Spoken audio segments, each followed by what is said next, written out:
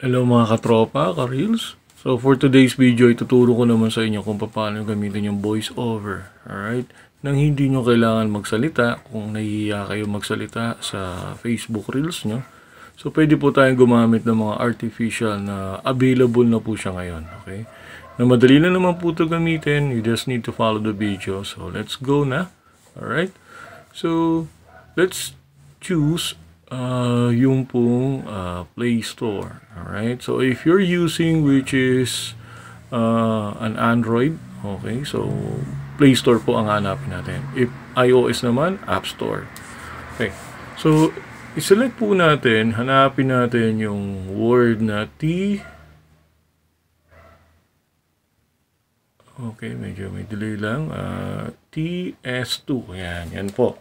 Yan po yung hanapin natin. Alright. Okay, then i-choose natin yung may green na color, right? Na may logo na T, right? Install lang po natin 'yan. Wait for a little bit para mag-load, and again, yun nga, na-restrict yung account natin this past few days, but I'm so grateful na okay na uli lahat.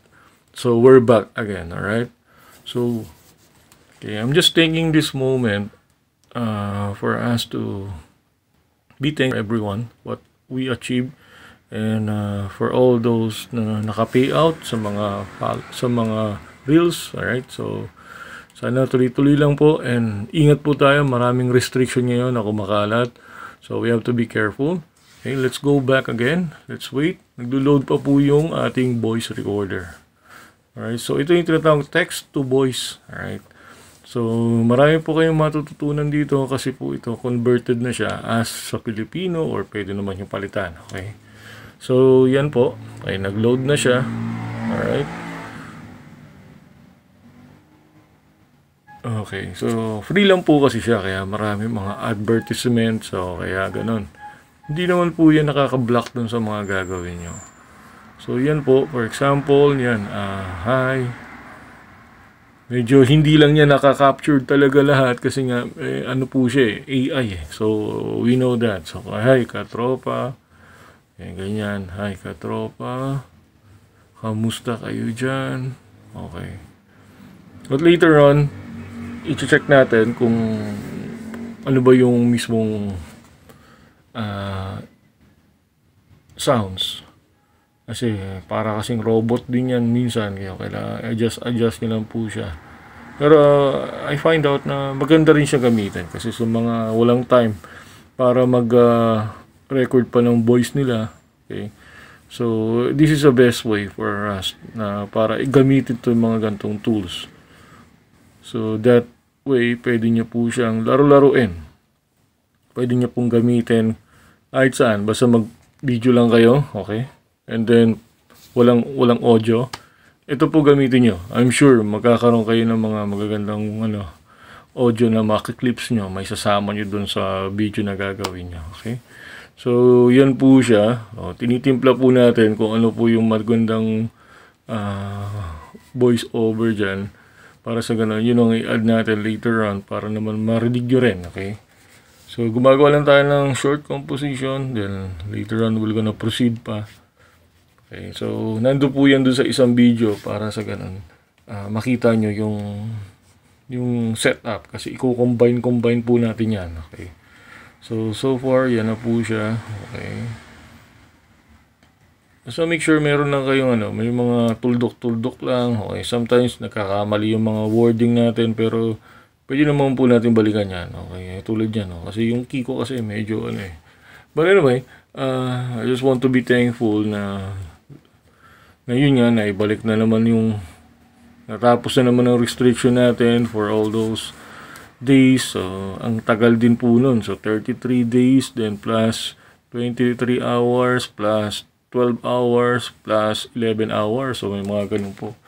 So, I find out, yung restriction ko, nagsimula lang to dun sa sa paglabas ko ng mga bawal na salita. Okay, siguro some of those group na pinagsishare natin ng mga videos natin, mag-ingat din po tayo. Kasi sila rin po yung parang nagre-restrict sa atin Kung hindi nila gusto yung ganong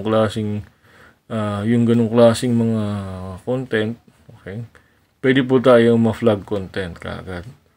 So, be careful din tayo dun sa sasalina nating group kasi may mga policy sila, do's and don'ts. So, yun po, kaya kailangan, we have to be aware about that.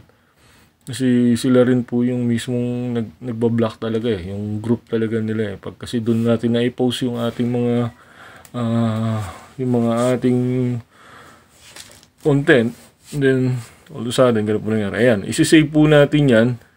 Ayan, so yan po yung I'm back. So, yan po. Save lang po natin yan. And then later on, I'm gonna show you. So, pupunta na tayo dun sa tinatawag na CapCut. Alright? If everyone's familiar already kay CapCut, so, let's go there. Okay?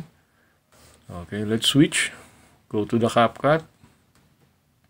Okay. Then, from there, okay, let's wait for a while.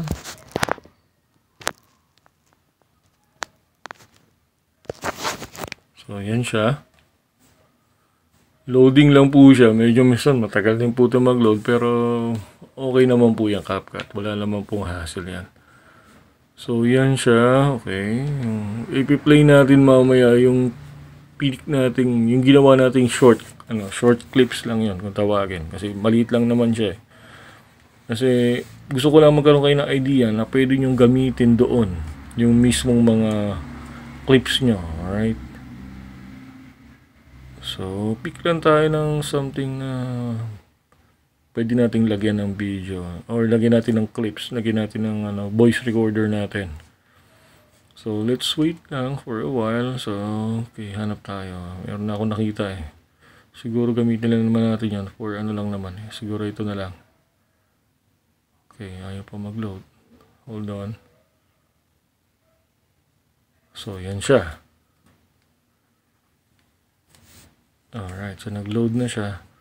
Okay, so, dyan natin i-add yung, yung naisip nating voice over natin. Okay, add lang natin siya. Then, let's play it. Let's check kung mag-work ba siya para sa ganun. Meron na tayong, mismong content from there. Alright. So, pupunta uli kayo dun sa sounds, then itap nyo uli yung sounds, and then choose nyo yung mismong ginawa nyo. Alright, so yan. And then after that, you have to play it. Okay. Okay, so yan yun. Yan ipa-play nyo yun dyan. Okay, so that's it mga katropa. Hi kamusta kayo Jan, I am back. Tutunan sa video, comment, like, follow, and share. Thank you.